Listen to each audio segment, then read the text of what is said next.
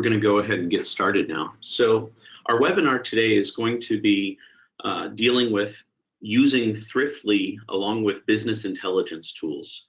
Now, Thriftly is an API tool. A lot of times people don't think about how it could be used in a business intelligence scenario, but in fact, Thriftly and Power BI, along with other tools such as Tableau and even Excel in some cases, work very well to provide business intelligence for your application stack. So today we're going to have Paul Royer, who's going to show you how you can use a Thriftly API from a business intelligence tool, from Power BI, to access information from remote sites about your application stack. So now we'll hand it over to Paul, who will get us started on it. All right, thank you, Oliver. Like you said, my name is Paul Royer. I am a product developer for Mertech and Thriftly.io. And yeah, today I was asked by Riaz to go ahead and give a short presentation on how we can harness the power of Thriftly and Power BI together to take advantage of that business intelligence and do it safe and secure. So starting off, I wanted to go ahead and give a scenario. Imagine you're a small business owner and you've got 20 sites, and your new head of sales and marketing comes to you and he says, you know what, from now on we need a daily performance dashboard from every one of those sites. I'd like to be able to have that data on a daily basis. So, you know, that's not always easy. In the past, you know, if you've got a local data store in each one of those sites, and maybe you could have them run a script and dump that into an Excel or a CSV file and mail it to you. You got to compile the data, analyze the data. That can become quite cumbersome, especially on a daily basis. So how can we automate that process? How can we take advantage of these new tools to make that process easier for us? So today we'll kind of take a look at how we can do that. So we're going to cover 5 points today. The first one is going to be basically setting up a data access API using Thriftly. We have videos also covering this on YouTube, but I'm going to cover it today as well as part of this presentation, so we can take a look at an existing Microsoft SQL Express database and quickly connect that to the IoT. And then how do you access that and pull that into Power BI? And how can we pull multiple locations into Power BI and aggregate that data? And how can we create some nice looking reports and publish those out to whoever might need access to those reports?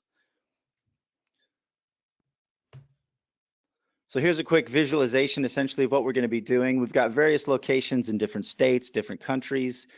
We're going to pass those through our Thriftly safe and secure global gateway so that we can gain access to them over your API and bring them into Power BI. We can generate real-time reports on the web, and we can share those with the various individuals or departments that need access to that. So let's go ahead and jump right in and take a look. So imagine that at each one of these sites, like I said, you're running on a Microsoft SQL database, and in the past you've just had a couple queries that you could run. You had a script that dumped that into a CSV file for you. So we have some business logic here. We have an SQL query that does various joins here, brings all that data together. You know, all your sales, your customers, the states, addresses, all the information about your sales. It joins it all into one table and dumps it for you so that you can analyze it. Well, we want to automate that. So let's bring in Thriftly and see how we can take advantage of this existing business logic in C# and get it out to the web where we can use it. So right here, we've created a report service class. You can see it's a very small file. It's only 75 lines of code, but this is going to allow us to create our API. We've got 2 calls here that we want to publish to our API. We have a sales data call and a sales data count call. And all these calls do is they use that controller with our existing business logic. And we're using Thriftly So what we can do here is we can use this publish attribute tag on existing C# functions to publish those to the web. And you'll see here we're bringing in our Thriftly libraries to make that possible. And one new feature that we're really excited about that we wanted to show you here in this version of Thriftly is how we can secure that data using a JWT. So a JWT is what's called a JSON Web Token, and that allows you to create a token that asserts a claim between two parties, in this case, between the server and whoever may want access to the data. So you can generate a JWT with some information that can be passed back and forth, and it's digitally signed with an encrypted key to verify who's making the claim. So what we've done is we've actually incorporated JWTs directly into Thriftly in a safe and simple, easy to set up, easy to use way to create those JWTs. And we're doing that here through the use of a simple login. Now we've marked this one as an unsecured attribute. What that means is that it does not require a JWT to call this function right here, this login user call. So they can initially make a call to this. They can pass a username and password. The JWT is going to include some session information in it, and then that will be returned from the server to the client, and then they can use that JWT to make these calls down here. So we'll show you how easy it is to use one of these JWTs when we start the server here. So I'm going to go ahead and start it. So here's our familiar Thriftly developer window. I'm going to choose a gateway,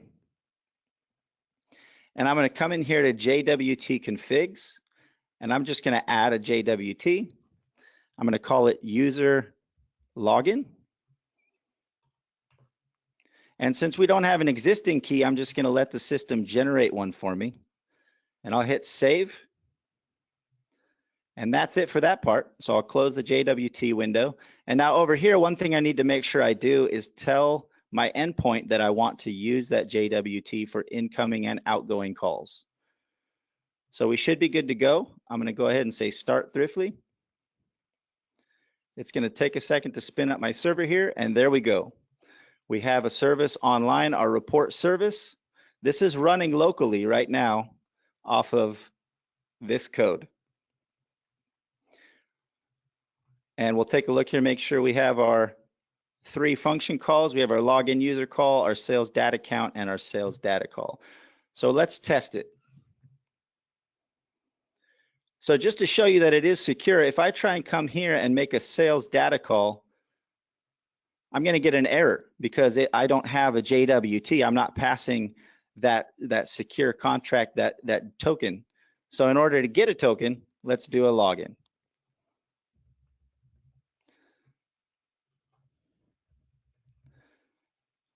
We're going to put a username and password in. We're going to send that off, and as you can see, the server sent us back a web token.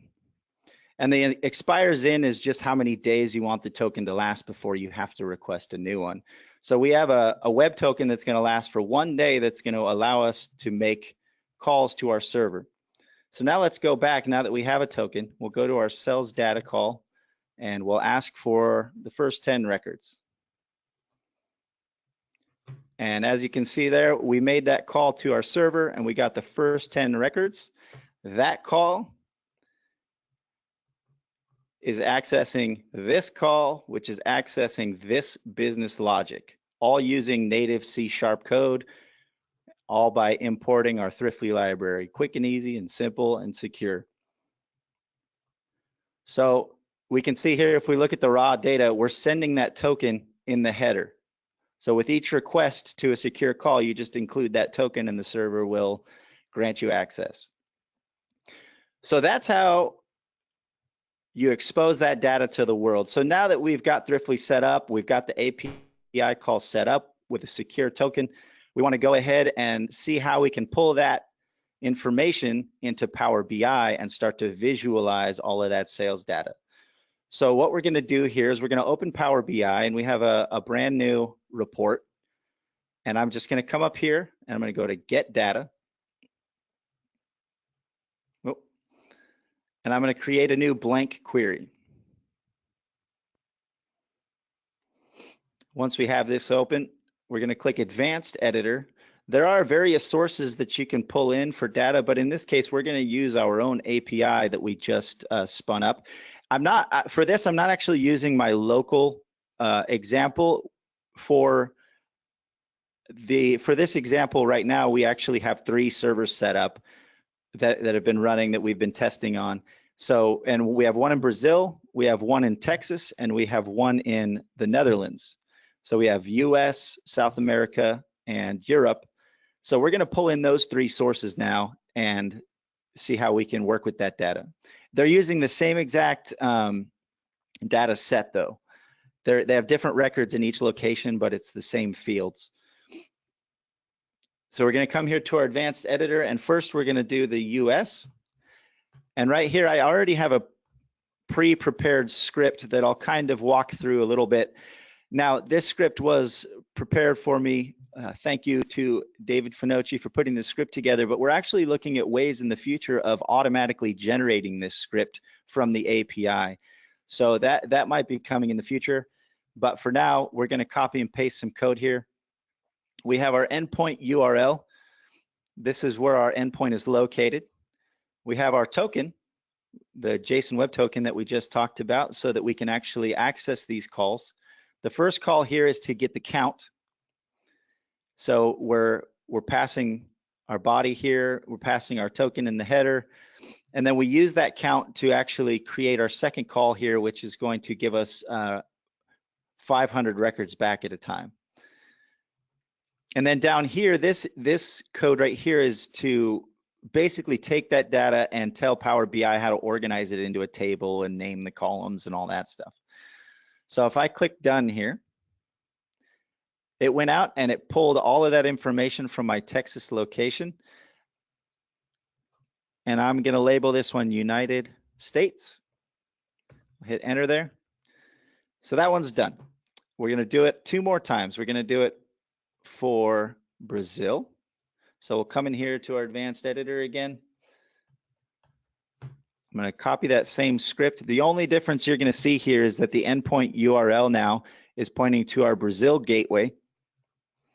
And down here, I changed one of the column headers to Brazil sales instead of United States sales. So I'll click done. Change the name of this one to Brazil. And we'll do one more new source, blank query.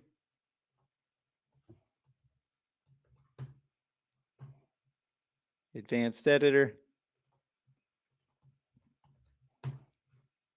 And there we go. This is our gateway in the Netherlands. We named this one Europe sales. We'll call this Europe.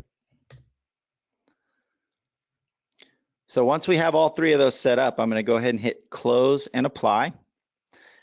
And right now it's actually going to pull all the records for all 3 locations, 500 records at a time. So this may take just a moment. Now this part right here, remember this will be dependent on your internet connection. So it may be faster or slower depending on where your servers are located, what your data connections are. And there we go. All 3 of those are done. So if we want to see that, we can come to the table view here. If I click on the United States, we can see that we've brought in about 5,300 records or so. In Brazil, we have 2,900 records, and in Europe, 2,500 records. So we just pulled all of those records into Power BI using that script. And we will be making this code and the script available to you in the future if you have any questions. Kind of going through it a little quick right now, but definitely we want you guys to play with this a little bit later. Now, one more thing we might want to do is we might want to compile all 3 locations into one data set. So what we can do is we can come back here to edit queries, and we want to add another query here. So we want to append the queries, and we want to do it as a new query.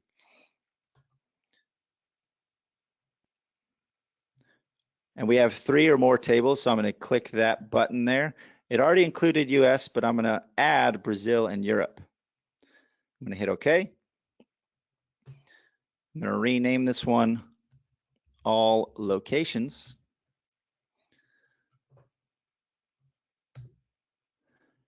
And again, I'm going to hit close and apply. It's going to do one more query to pull all that data and put it into one table now. So in just under a minute or so, it should only take less than 30 seconds. Actually, it's going to pull 10,000 or so records from various parts of the world into one data set for us. It's pretty awesome how quick and easy it is to set this up in Power BI. So if we come here to all locations now, we can see here we have 10,784 records. And you'll notice this does a union on the tables. So the fields that were different, we have United States sales, Brazil sales, and Europe sales. So it's going to be null for the United States ones. But if we come down here, we'll see the Brazil sales and the United States are going to be empty. So it joins all the fields together, unions them together, and includes all of them. So there we go. We have our data set. So now we can start to play with it.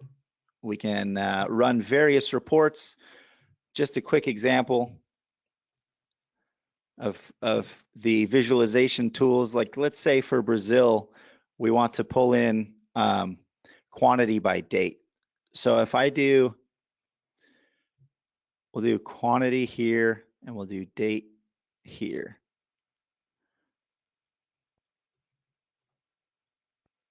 Oh, I think I switched those. Well, there you go. You can get let me swap these. Oh.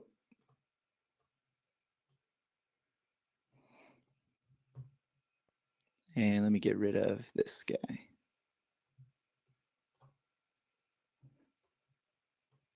I'm still learning this part. There we go. That's the one I wanted. I got it. So now we can see our total, sales quantities per date. We can see that numbers have improved. Awesome. But what we've done is we've actually had a few of our guys here internally create some really cool reports that we'd like to show you. So I'm going to pull a couple of those up and we can take a look at some of the powerful things you can do with Power BI. So let me come over here to my demo folder and let's pull up Presentation Dark. Now, these BI files actually include all the information that you need to create the report, including the API connections. So if you give one of these Power BI files to someone else, they actually have access to the data set as well. If they need to add sources or change any of that, they can come up here to the edit queries and see where the data is coming from and play with it or change it as they need.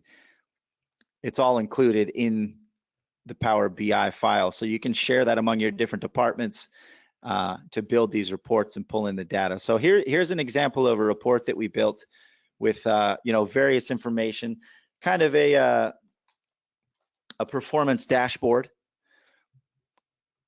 And now that we've got our report all built, we want to go ahead. Let's say, okay, well, I want to publish this to my sales team and my marketing team.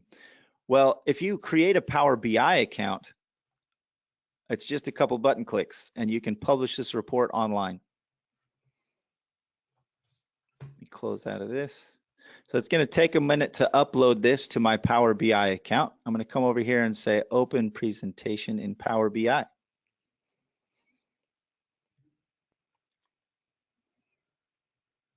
So now we're in our web portal here for Power BI, and they've uploaded my report for me.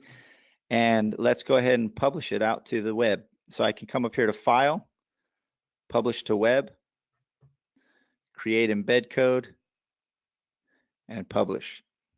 So it gives us two lines here. This line right here is the URL directly to the report, but it also, something cool it does is it gives you an embed code. So if you have an existing portal, an existing website, and you just want to embed this report right into it, there's your embed code that you can use. And this link will be published on the internet. So you guys will actually be able to access it. I think Oliver's going to give you that link so you can see this report in real time as I'm publishing it through our APIs. So there it is. It's live right now on the internet with all of our sales data for all of our offices. 10,000 records published to you guys online.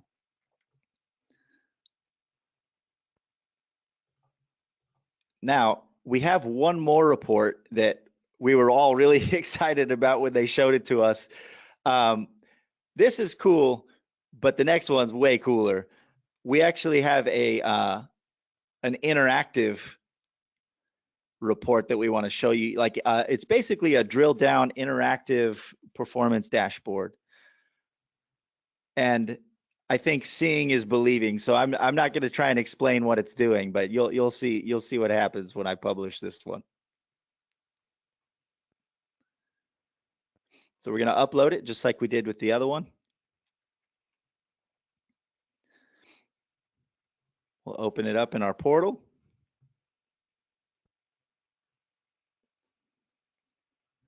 We'll go File, Publish to Web, Create Embed Code, Publish, and there it is. So let's pull that one up.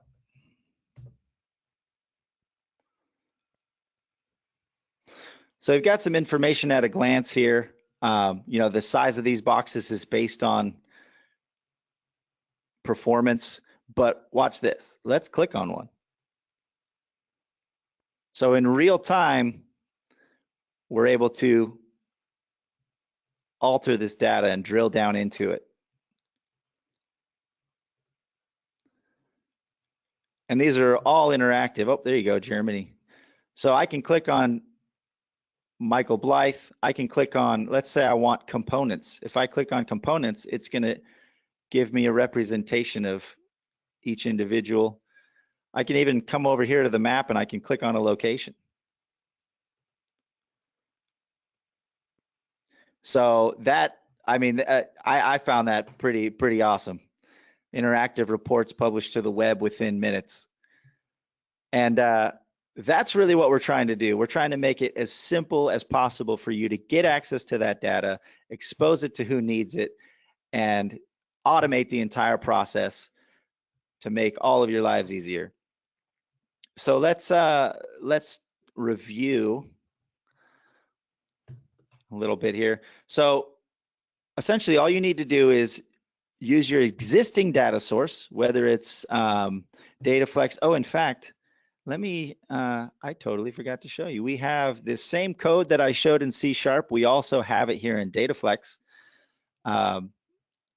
Take a quick look at it. We have our login to our database, our sales record structure, our sales data call with our DataFlex query, our sales data count call, and I think our login call is here as well, login user call. So here's the same exact code I showed in C# in DataFlex. So you're using your native language to publish to an API live on the internet. You're pulling that into Power BI, compiling the data into beautiful reports. You're publishing those reports online, and you're making it easy to distribute them to everyone who needs access to them. Usually, I mean, that's not easy to do. We've made it easy to do. That was our goal. And now with the JWTs that we're releasing, it's going to be secure and it's going to be easy to set up. And that's pretty much all I have. If you have any questions, you can always reach out to us at support.thriftly.io. We've got some awesome videos at thriftly.io. We've got our demo available. We want you guys to play with this, so we're going to be making it available to you very soon so that you can get your hands dirty with it. And that's about all I have. And I think we'll go ahead and open it up to questions here. And if anyone else, if Oliver or Riaz have anything they want to add. So if you have any questions, write them in there and we'll get to those. But just for a couple of minutes, thank you, Paul, for that presentation. It's really impressive to see that sort of stuff getting online that quickly. Very, very simple to do there. Now, for some of the developers that may be listening in that maybe aren't as familiar with BI tools, in many ways, this seems like a reporting tool. How is a BI suite different than your run-of-the-mill report engine? Maybe Tony can answer that for us. Well, it's obviously it's not a replacement for the original reporting tools that we use. It's just the BI tools allow you to see the data in a different format and kind of flip it on the side and look at the data in a different view. Power BI or some of these BI tools are not a replacement to, you wouldn't use them to create, let's say, an invoice or a statement necessarily. You still normally would use those tools that we've used in the past for that. This is more meant for, let's say, management, to be able to see the data in different ways, in meaningful ways. Gotcha. Okay. Now when these links are on the web here, and I pulled up the link that Paul sent there, and it's in the chat room there if anyone wants to look at it. Paul, maybe you can send over the link to the other one as well. But is that data being pulled every time I pull up this report? Every time I go to this page? Well, the way that's set up, it's in Power BI, which, by the way, if this depends on the account type that you have. On their free account, it allows you to refresh that data, I believe it's once a day. And it allows you to only refresh up to like 10,000 lines or 10,000 records. On the Pro version, which is like $10 a month per user, you can refresh that data 8 times a day, and it lets you do up to 1 million records an hour for refreshing. So what you do is you set it up. There's in essence a scheduler that you can use in Power BI. You can say, okay, I want to refresh my data so often, so that no one is waiting for that data to be pulled. When you pull the report, it's going to show the last data that the report has. Gotcha. So it's going out, grabbing the data from all of these sites, caching it essentially locally, generating the report from it, displaying it to me. But once it's cached it uses that cached copy from there on until it pulls some next time. Yeah. Gotcha. Okay. And what sort of pricing is there for Power BI to do this sort of stuff? Is it per user? Is it per company? It's per user. They have the free version, and that is quite limited. And then they have the Pro, which is like $10. And then on the premium, then that's something that you have to call and deal with them on. Gotcha. And when you go up to that premium level, that's giving you what kind of extra stuff? Well, on the refreshing, I believe the premium allows you to do like 48 refresh a day. And the size of the storage that you're allowed to have, it just becomes huge. Gotcha. Okay. And so this is Power BI. What about using Thriftly with other BI tools? Will it work with any of the other ones out there? One thing that I wanted to mention, you can use it. This is not really a BI tool, but Excel, the process of using this data as a data source from Excel, it's almost identical to Power BI. And a lot of management they love their graphs in Excel. Yeah. So the process of being able to pull the same data into an Excel spreadsheet and then allowing management to do whatever with the spreadsheet, it's almost identical to the one that we show here today. But the other tool that we have played with and have it working with as well is Tableau. So the implementation is a little bit different. We will, sometime here in the future have an example of how to do that, but we do have it working with Tableau. Okay, and same thing for Excel. We'll have an example that kind of shows how to access one of these data sources from Excel. No, we can, but David, isn't it almost identical? It's identical. Yeah. They both use the Power Query language to form the script. So you just plug in the same script in Excel, it just pulls the same data. Gotcha. So we've got David here in the room as well. He was mentioning, so this is a language called Power Query that they're using for this, yes. And Excel has access to it. So this same script will just work in Excel. Yes. Oh, very cool. And then how how are they going to get to the samples of all of this? Those listening in? From what I understand, that an email will be sent out with links to the repos and some of that where they can download the examples. Oh, so we're hosting a repository. We're going to send a link to that repository out to everyone. If they want to start playing with even our sample ones here, we're going to keep those running so that they can try queries against them. Yeah, and we just have to just remind everyone that in order for this to work, they do need to be in the latest version, and they need to, if they want to use that, they need to request it, and we can send them. I mean, it hasn't been released yet. Oh yeah, so that one thing to mention here, this version of Thriftly that we're on, it isn't up on the web yet, but if you'd like to give it a try, you're welcome to send us an email and we'll send it off to you. It will be released very shortly here, so something to look for that way as well. And looks like we don't have any other questions. So thank you all for joining us today. Paul, thank you for giving us that presentation. And you'll be receiving a follow-up email very shortly with links to all of this so that you can try it out on your own. And like I mentioned, if you'd like to try out this version of Thriftly with JWT support, watch for it to be released, or you can contact us via email. The information that Paul has up on the screen there will work just fine, and we'd be happy to share that with you. Thank you all for joining us today. Thank you.